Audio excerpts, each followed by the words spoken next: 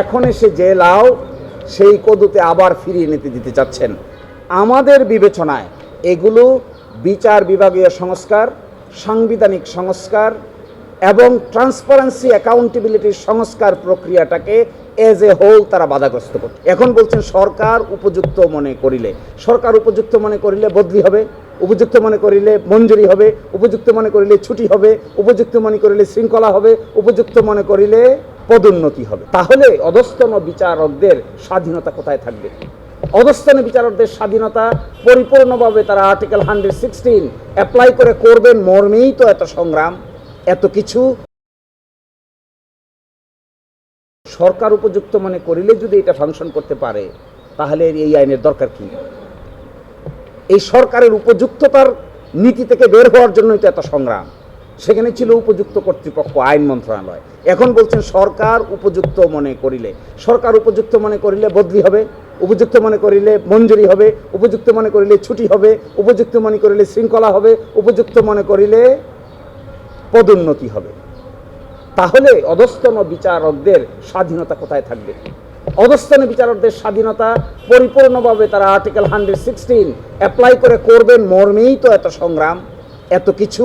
তৎকালীন প্রধান বিচারপতির নেতৃত্বে সেপারেট সচিবালয় উদ্বোধন করা হয়েছে। এখন এসে যে লাউ সেই কদুতে আবার ফিরিয়ে নিতে দিতে চাচ্ছেন। আমাদের বিবেচনায় এগুলো বিচার বিভাগীয় সংস্কার, সাংবিধানিক সংস্কার এবং ট্রান্সপারেন্সি অ্যাকাউন্টেবিলিটির সংস্কার প্রক্রিয়াটাকে এজ এ হোল তারা বাধাগ্রস্ত করছেন।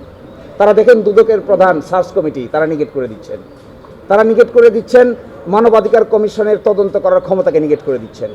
তাহলে আপলিফ করছেন কি? বিচারকদের ইন্ডিপেন্ডেন্স নিগেট করে দিচ্ছেন, সুপ্রিম কোর্টের বিচারক নিয়োগ করার আইনকে নিগেট করে দিচ্ছেন। তাহলে পাশ করছেন কি?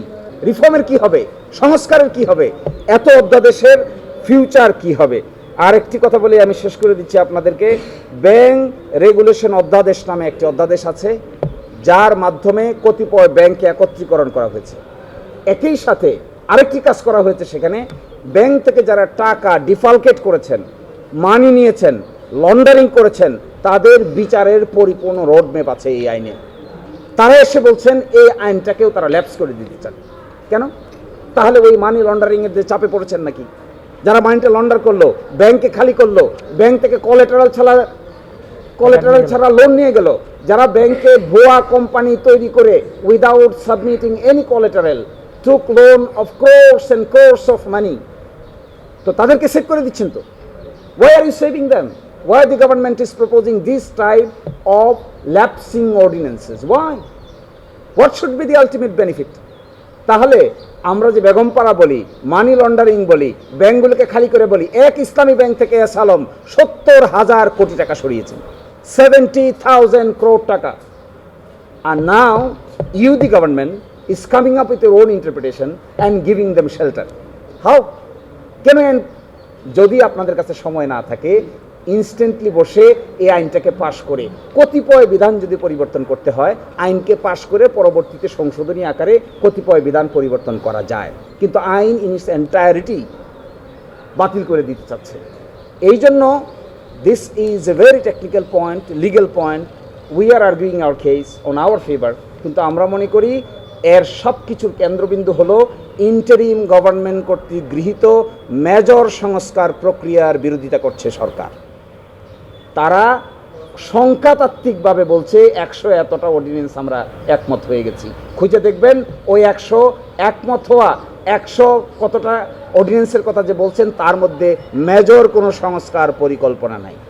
মেজর সংস্কার পরিকল্পনা আছে যে সমস্ত অধ্যাদেশে, তার মধ্যে গুরুত্বপূর্ণ 12টাকে ল্যাপস করে দিচ্ছে।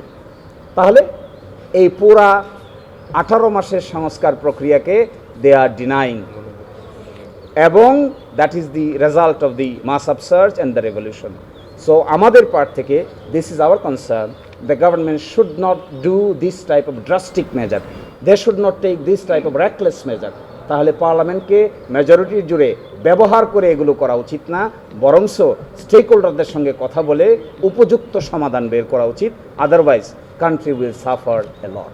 দেখেন, পার্লামেন্ট রাষ্ট্রের গুরুত্বপূর্ণ অঙ্গ।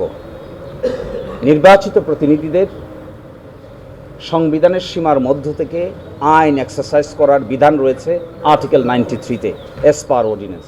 অলসো আর্টিকেল 65 অনুযায়ী parliament is one of the constitutional organ যারা নাকি এই কাজ করতে পারেন। কিন্তু পার্লামেন্টে পাশ করা যে কোনো আইনই পরবর্তীতে বিচার বিভাগ কর্তৃক রিভিউ করার সুযোগ থাকে। আমরা এখন গভর্নমেন্টকে বলছি, please do not take any unreasonable, unconstitutional, anti-reform project. If you take any anti-reform project, unconstitutional law, if you pass by the parliament, that will be challenged before the high court subsequently. But however, majority যদি কারো থাকে, তারা যদি যুক্তির চাইতে অহংকার আর শক্তি প্রদর্শন করেন, এটা শেষ পর্যন্ত জাতিগতভাবে ভালো কোনো রেজাল্ট দেয় না। এটার প্রমাণ আমরা সকলে। আগে যে সমস্ত অর্ডিন্যান্সেস পাস করা হয়েছে, আপনাদের যদি স্মরণ থাকে সেই দিনগুলো স্মরণ করলেই দেখতে পাবেন, ল মিনিস্ট্রি প্রতিটা অর্ডিন্যান্স পাস করার আগে ওয়ার্কশপ ডাকত। তৎকালীন দিনের অ্যাটর্নি জেনারেল, তৎকালীন দিনের যারা আইনজীবী ছিলেন, তৎকালীন দিকে যারা বিভিন্ন স্টেক হোল্ডার ছিলেন, সকলের সঙ্গে মতামত নিয়ে রিফর্ম এজেন্ডাগুলো ঠিক করে বাস্তবায়ন করার চেষ্টা করা হয়েছে। আমাদের দেশে আপনারা দেখবেন সাংবিধানিক প্রতিষ্ঠানগুলোকে সাধারণত কেউ স্বাধীনতা দিতে চায় না, কারণ সকলেই ক্ষমতা হাতে কক্ষিগত করে রাখতে চায়। ইন্টারিম গভর্নমেন্টের সময় এই ক্ষমতাটাকে ডিস্ট্রিবিউট করার পরিকল্পনার অংশ হিসেবে জুলাই চার্টার বাস্তবায়ন করার জন্যই এত পরিকল্পনা গ্রহণ করা হয়েছে।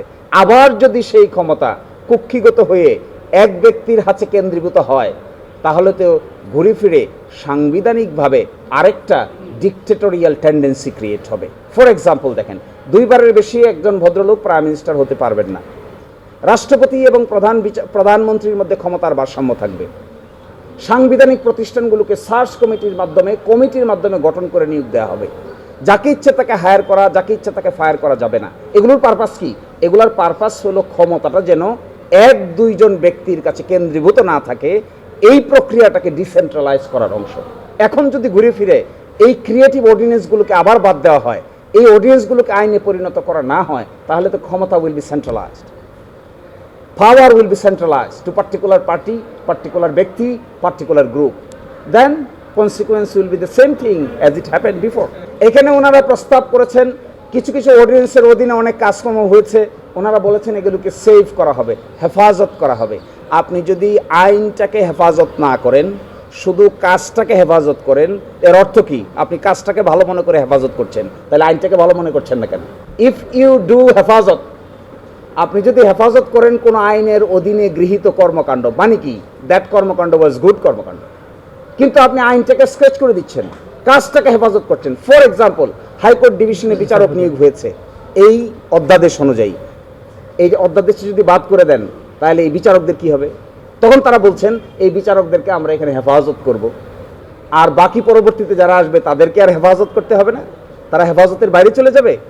এই জন্য if you recognise a system good, if you save the activity of a particular system, you have to save at the same time the provision of law at the same time. আপনি আইনকে scratch করে দিয়ে কাজটাকে বাস্তবায়ন করবেন, তাহলে পরবর্তীতে এই কাজটা কি করে হবে? পরবর্তীতে আবার তো হাইকোর্টে বিচারক নিয়োগ দেওয়ার প্রশ্ন আসবে, অল্প দিনের মধ্যে আসবে। আপিলের ডিভিশনে বিচারক নিয়োগ করার প্রশ্ন আসবে। এই প্রশ্নগুলো কিভাবে সলভ করবেন? আগেরটা ভালো মনে করে সেভ করছেন, পরেরটা কি করবেন? আগের মতোই করবেন, গোপনে গোপনে টেবিলের নিচ দেয়া, অমুককে পছন্দ, তমুককেও পছন্দ, অমুক আমার দলের লোক, তমুক আমার দলের লোক, এইভাবে বিচারক নিয়োগ করার জন্য আবার সেই রাস্তা ওপেন করছেন। This is a bad intention, nobody should do this. আপনারাও এই সমস্ত ব্যাপারে প্রশ্ন রেজ করা দরকার। শুধু সরকার নয়, আমরা জনগণকে আহ্বান জানাই। সরকারের কাছে আমরা এটা বলতে চাই, ইন্টারিম গভর্নমেন্টের সময়ে ব্রেক থ্রো অর্ডিন্যান্সেস যেগুলোর মাধ্যমে মেজর রিফর্ম করা হয়েছে, এই রিফর্ম অর্ডিন্যান্সেসগুলোকে দয়া করে ল্যাপস করবেন না।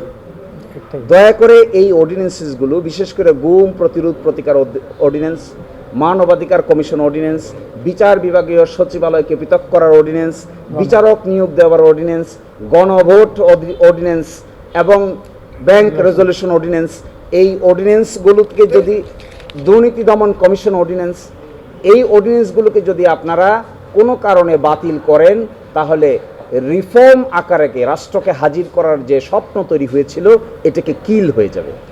People will be frustrated, people will see no hope, we need hope. আমাদের তো আশা দরকার, আমাদের প্রত্যাশা দরকার, আমাদের হতাশ হওয়ার আর কোনো দরকার নেই। যেমন ধরুন হাইকোর্টের সুনির্দিষ্ট কোনো অন্তর্বর্তীকালীন আদেশ নাই, যা আছে এটি একটা রুল। বলা হয়ে থাকে পার্লামেন্ট অতীতেও অনেক কিছুকে ইন্ডিপেন্ডেন্ট সিদ্ধান্ত নিয়েছে।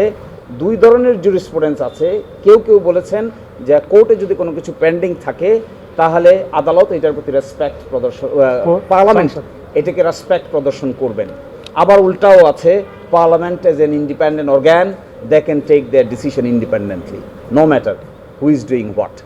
এই দুই থিওরির মধ্যে আমাদের সুপ্রিম কোর্টের জাজমেন্টে দুই আলোচনাই আছে।